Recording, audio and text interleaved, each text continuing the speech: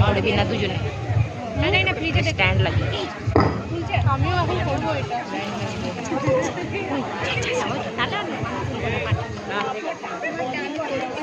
Hello, এবার একটু স্বাদ বদল।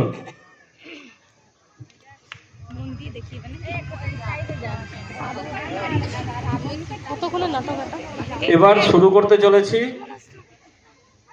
শ্রুতি নাটক রাম রাবণের ছড়া। পূর্ণেন্দু পত্রীর লেখা রাম রাবণের ছড়া।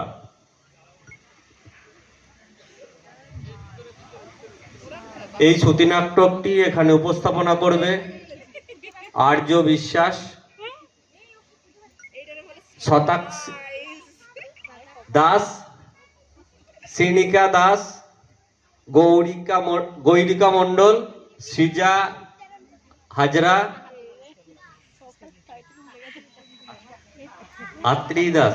আত্রেয়ী দাস, জয়মাল্য চৌধুরী। শুরু হচ্ছে শ্রুতি নাটক রাম রাবণের ছড়া।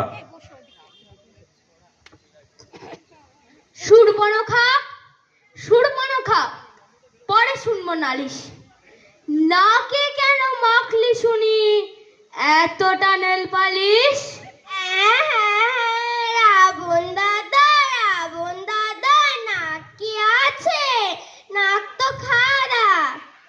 কে করলো এই সর্বনাশটা? রাম লক্ষ্মণ রামজাদা। রাবণ রাজার 10টা মুন্ডু, জ্বলে উঠে যেন আগুন কুণ্ডু। রাগে গড় গড়, কাঁপে থর থর, হাত হয়ে যায় হাতির শুন্ড। মারিচ মারিচ মারিচ মারিচ ডাক ছাড়ি, মারিচ গেছে কার বাড়ি? ব্যস্ত আছে হোক গে, শোন রে মারিচ এখুনি। রাম নামে আছে এক খুনি, রাক্ষসদের করেছে শেষ, যেন তারা সব দুব্ব ঘাস। আমি চাই ওই রামের লাশ। রামচন্দ্রকে মারবে তোমার 14 পুরুষ, 14 বছর তরোয়ালে ঘষে পুরুষ, 7 জন্মেও পারবে হারবে। মারিচ আমার লক্ষ্মী, খানিকটা পোহা ঝক্কি।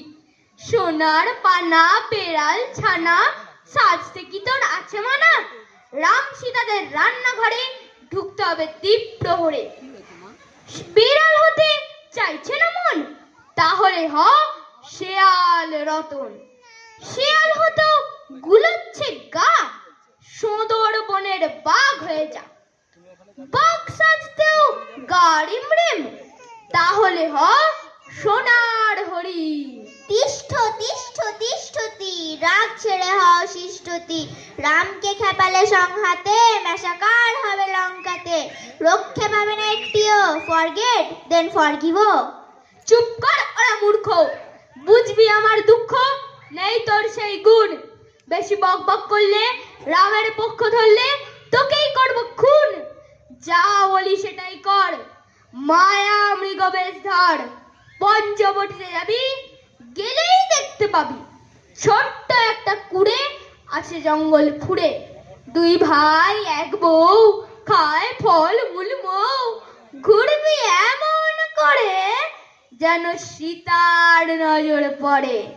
তারপরে সেই সীতা দেখে হবে মূর্ছিতা। লাগাবি মায়ার খেল, হি হা হা হা হা হা। করিস না যেন ফেল। দেখো দেখো দেখো দেখো আর্য, গায়ে অপরূপ কারুকার্য। সোনার হরিণ এক চড়ছে, সোনালি আগুন যেন ঝরছে। গুড়ে গুড়ে জলসায় মুক্ত, সিঁয়ে সিঁয়ে মরকত গুপ্ত। এমন হরিণ শিশু যদি পায়, রাজসুখ চলে গেল ক্ষতি নাই। হরিণটা এনে দেবে কি আর্য? রাম উঠে বলে, শিরোধার্য লক্ষণ ভাই, আমি চললাম শিকারে। প্রাণাধিক সীতা রহিল দেখিও, সুখে দুঃখে জ্বরে ও বিকারে। যতক্ষণ না কামব্যাক করি, সর্বত হবে সীতাকে আগলে রাখবে। নার ভাড়াবে না আচমকা কোনো বিপাকে। ছোটে হরি ছোটে, চোখেই দেখা যায় না মোটে। বন বাদারে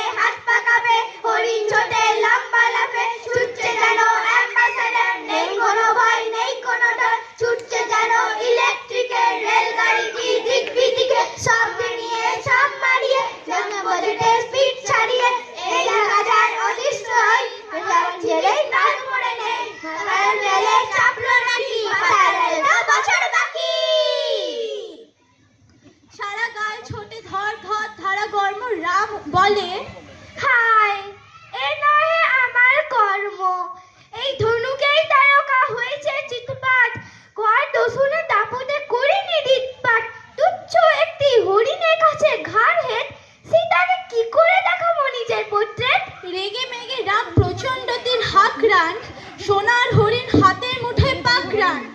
হ্যাঁ হ্যাঁ হ্যাঁ, মরেছি না মরতে বাকি, রাবণ ভাববে দিলাম ফাঁকি, তিনি যখন জড়িয়ে আছেন ধকলে, তবে উপায়টা কি?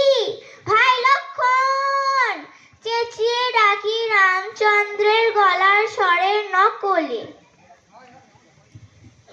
দেবর লক্ষণ, করহ শ্রবণ, ঘটেছে ভীষণ বিঘ্ন, শোনো আহ্বান, হও আগুয়ান, হাতে নাও তীর তীক্ষ্ণ। যেতে হবে তাই যাচ্ছি, কিন্তু গন্ধ পাচ্ছি, ভয়াবহ কিছু ঘটবে। বৌদি তুমি কি চটবে? যদি আঁকি এই বক্র, ঘড়ির দাগের চক্র, এই গোলাকার গণ্ডি, এতেই থাকবে বন্দি। সীতা বলে, হাদারে আগে বাঁচা তোর দাদারে। গাছে তোতা পাখি ডালিম গাছে বউ, রাবণ রাজা দেখতে পেলেন একা রামের বউ, একা রামের বউ, একা রামের বউ। একটি মুঠো অন্ন দে মা, একটি বাটি ফ্যান, দেখবি দেখবি তোকে রাজমহিষী করবে ভগবান। ইনফ্লেশনে আগুন লাগা পণ্য, সেসব কি আর আমার মতো গরিব দুঃখীর জন্য। রেশন কার্ডে চাল দেয় মা, চালে পচা দুর্গন্ধ, 3টি বছর মাছ খাইনি, এমনি কপাল মন্দ। এরকম শাক পাতা মা আছে বন ভরা, ভাজবো কিসে তেলের যা দাম, চক্ষু ছানা বড়া।